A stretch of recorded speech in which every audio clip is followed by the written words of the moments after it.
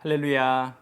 오늘도 하나님께서 우리를 위해 일하시고 승리 주실 것을 기대하면서 7월 28일 수요일 30분 예배를 하나님께 드리겠습니다. 하나님께서 우리에게 주신 말씀은 시편 18편 32절부터 50절까지 말씀입니다. 제가 42절 말씀까지 읽도록 하겠습니다. 이 하나님이 힘으로 내게 띠우시며 내 길을 완전하게 하시며 나의 발을 암사슴 발 같게 하시며 나를 나의 높은 곳에 세우시며 내 손을 가르쳐 싸우게 하시니 내 팔이 놋 활을 당기도다. 또 주께서 주의 구원하는 방패를 내게 주시며 주의 오른손이 나를 붙들고 주의 온유함이 나를 크게 하셨나이다. 내 걸음을 넓게 하셨고 나를 실족하지 않게 하셨나이다. 내가 내 원수를 뒤쫓아 가리니 그들이 망하기 전에는 돌아서지 아니하리이다. 내가 그들을 쳐서 능히 일어나지 못하게 하리니 그들이 내 발 아래에 엎드러지리이다. 주께서 나를 전쟁하게 하려고 능력으로 내게 띠우사 일어나 나를 치는 자들이 내게 굴복하게 하셨나이다. 또 주께서 내 원수들에게 등을 내게로 향하게 하시고 나를 미워하는 자들을 내가 끊어버리게 하셨나이다. 그들이 부르짖으나 구원할 자가 없었고 여호와께 부르짖어도 그들에게 대답하지 아니하셨나이다. 내가 그들을 바람 앞에 티끌같이 부서뜨리고 거리에 진흙같이 쏟아 버렸나이다. 아멘. 지금은 올림픽 기간입니다. 이번 올림픽 때 관전 포인트는 연속 금메달을 따고 있는 대한민국 양궁팀 같습니다. 양궁 선수들은 위기의 순간이 찾아올 때마다 평소 연습한 대로 집중력을 가지고 실력을 발휘하고 있는데요. 대한민국 양궁팀이 종목마다 연속 금메달을 딸 수 있는 비결은 대한민국 선수들의 압도적인 실력이라고 할 수 있습니다. 특별히 우리 대한민국에서는 세계대회에서 메달을 따는 것보다 양궁 국가대표 되는 것이 더 어렵다고 합니다. 국내 선수들이 훈련도 많이 하고 실력이 좋은 선수들이 많기에 세계대회에서도 메달을 많이 따는 것입니다. 대한민국 양궁 선수들 대부분이 평소 훈련 때 흘린 땀방울이 많았기에 올림픽에 나가서도 흔들림 없이 연속 금메달을 딸 수 있었던 것입니다. 우리의 인생에도 도전과 위기, 태산 같은 문제 앞에서 승리의 경험이 필요합니다. 하지만 이 모든 승리는 평범한 일상 속에서 어떤 훈련과 믿음의 삶을 살아가는지에 따라 결정됩니다. 올림픽에서 실력이 준비되는 것이 아니라 국가대표 준비에서 실력이 결정되는 것입니다.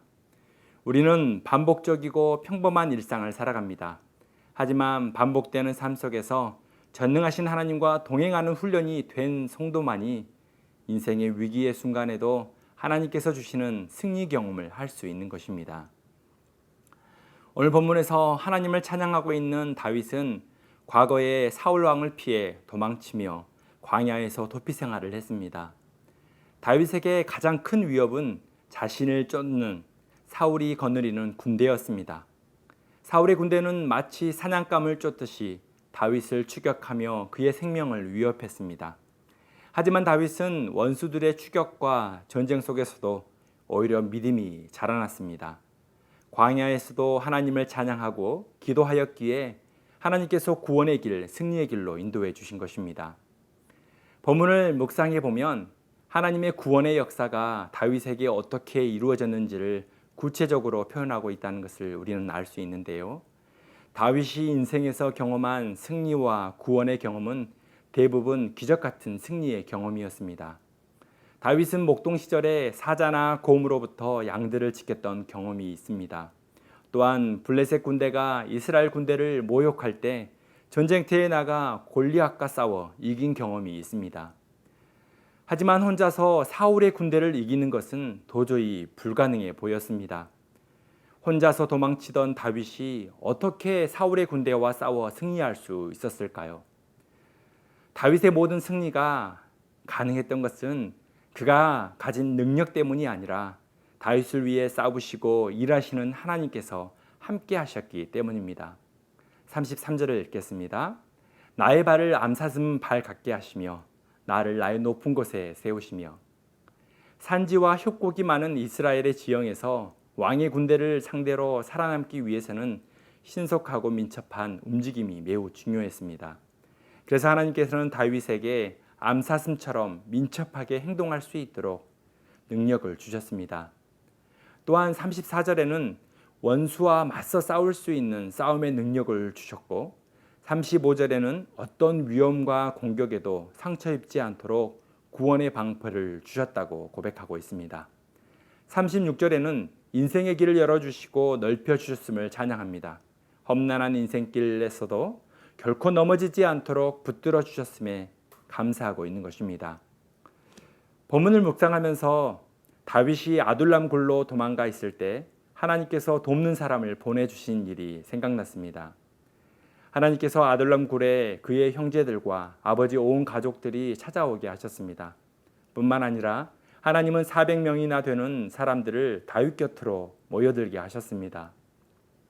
그런데 다윗에게 모인 400명의 사람은 무기를 잘 다루고 군사로서 잘 훈련받는 사람이 아니었습니다.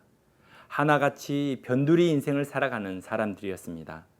사무엘상 22장 2절을 보시면 환난당한 모든 자와 빚진 모든 자와 마음이 원통한 자가 다 그에게로 모였고 그는 그들의 우두머리가 되었는데 그와 함께한 자가 400명 가량이었더라.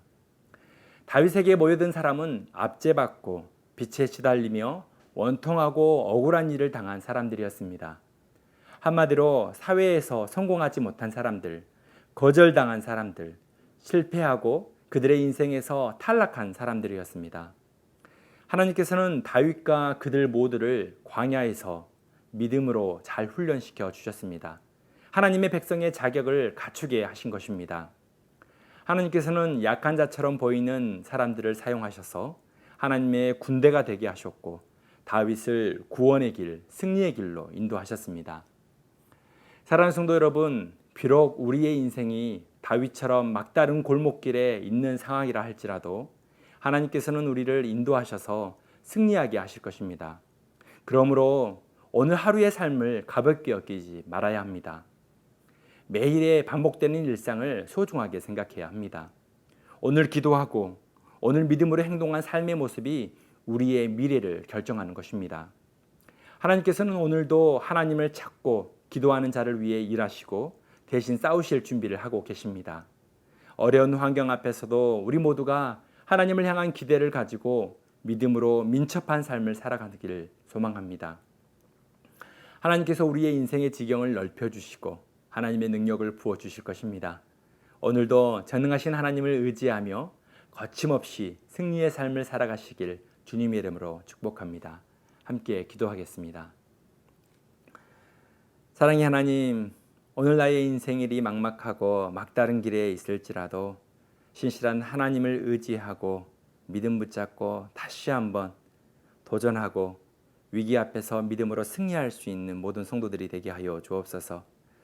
늘 도망하고 도피하는 인생이 아니라 그곳에서도 하나님을 찬양하고 하나님께 감사하며 하나님의 능력을 신뢰하면서 하나님께서 부어주신 능력과 믿음으로 계속해서 전진해 나가는 축복의 성도들이 되게 하여 주옵소서. 감사하며 예수 그리스도의 이름으로 기도드립니다. 아멘. 오늘 주차 찬양은 나무엔의 지금까지 지내온 것입니다. 오늘 하루도 하나님의 구원하심과 승리케 하심을 찬양하며 살아가는 믿음의 삶이 되길 소망합니다.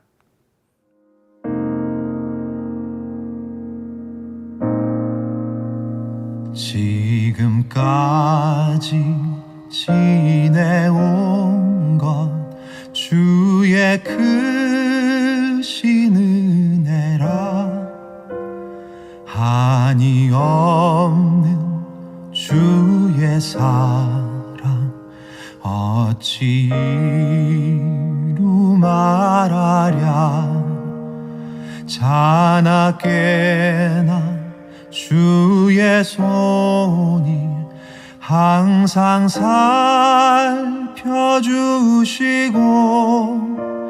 모든 일을 주 안에서 형통하게 하시네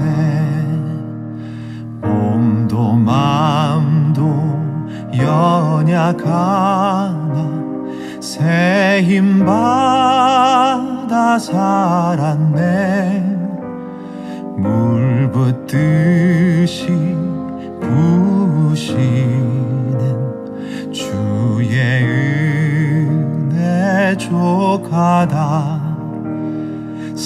사랑 없는 거리에 나 험한 산길 헤맬 때 주의 손을 굳게 잡고 찬송하며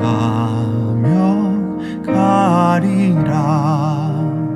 주님 다시 배올 날이 날로 다가와 무거운 짐 주께 맡겨 벗을 날도 멀잖네. 나를 위해 예비하신 고향 집에 돌아가 아버지의 품 안에서 영원토록 살리